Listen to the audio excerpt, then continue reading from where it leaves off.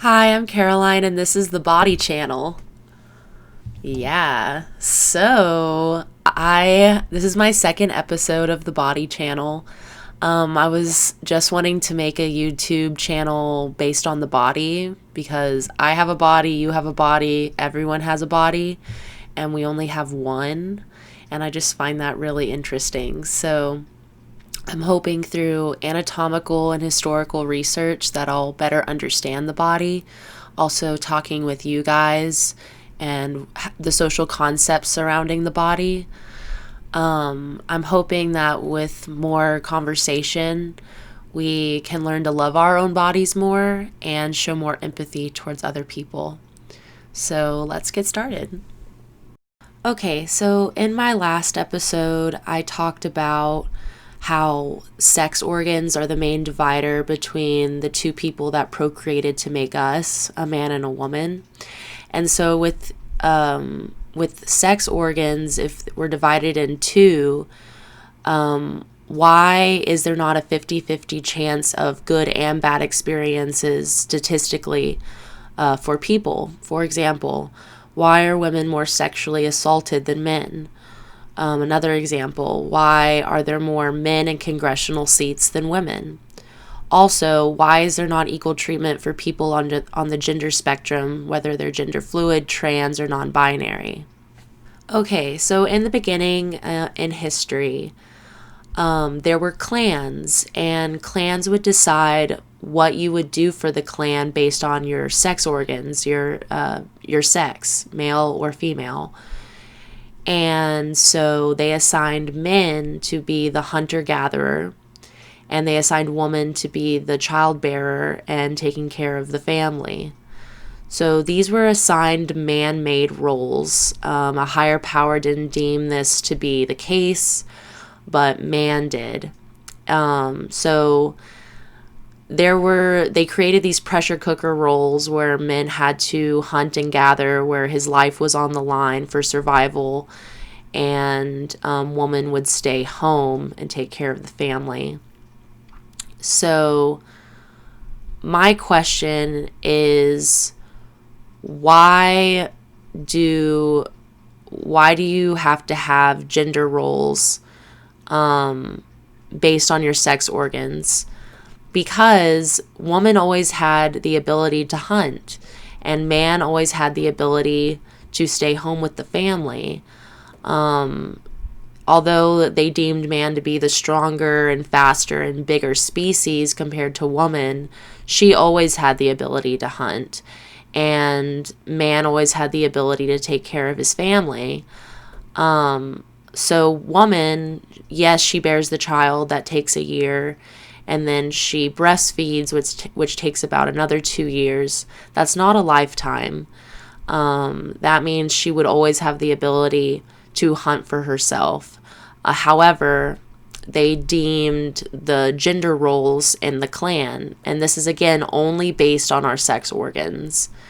So kind of like what it is today, instead of putting our life on the line to hunt, people will try to accumulate resources based on their salaries, money. Okay, so these roles were made before we knew anatomy, could understand sociology. For example, why women couldn't vote at the same time that men could vote.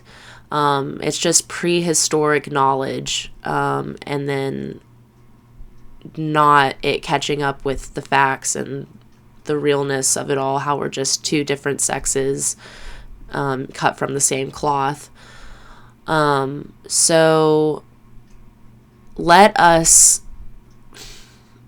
not put expectations on each other based on gender roles, how one should be the hunter, one should be the childbearer, any of it.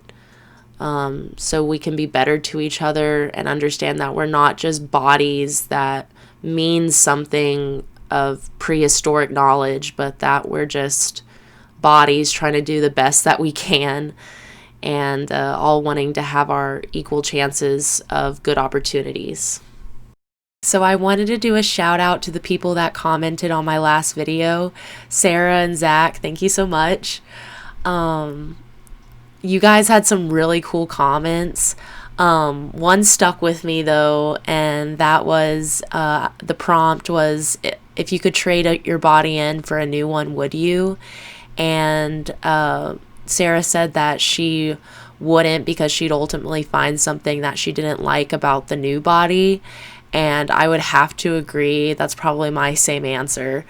Um, I think that just shows how critical we are, like how even with something perfect, we might find something that we don't like. I just found that really, really interesting. But I also would love to share my quiz question responses. So for the least favorite physical feature, there was no majority with hair, nose, and teeth. And for favorite physical feature, there was a majority, which was eyes were 50%. But I just found it really interesting. I made these quizzes just so you don't feel so alone, that there are negative and positive aspects that we all have or do feel about ourselves. So we're human. Yeah. Okay, so one of the facts that I've learned this week is on the Maslow's hierarchy of needs triangle, that in the 5 sections, the bottom level for basic needs, it is breathing, water, food, sex, homeostasis, and excretion. I am not an expert on sex or psychology or anything, but I just find that it's really interesting, all these connections back to sex. How our sex organs are the main divider historically, how there's gender roles put on our sex. Like,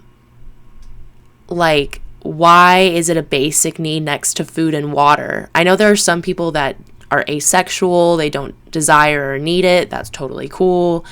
But I find it interesting that it may be a necessity for some other people, a need. So that puts a lot of importance back to basic resources, food and water, and sex, which is procreation. Is it just doing the nasty? I don't know. Touch deprivation. I have no idea. But I just found that very interesting, that there's a lot of connections here. Okay, so overall, I am not a sociologist. I don't have a degree in physical education, but I do have an interest in the body and what it all means. And I would love to keep communicating with you guys through the comments if anything stood out to you. There's also 2 quizzes that I would love for you to take. But overall, together we can show more empathy towards others the more we understand our own body and others. So we should be seen, understood, and celebrated.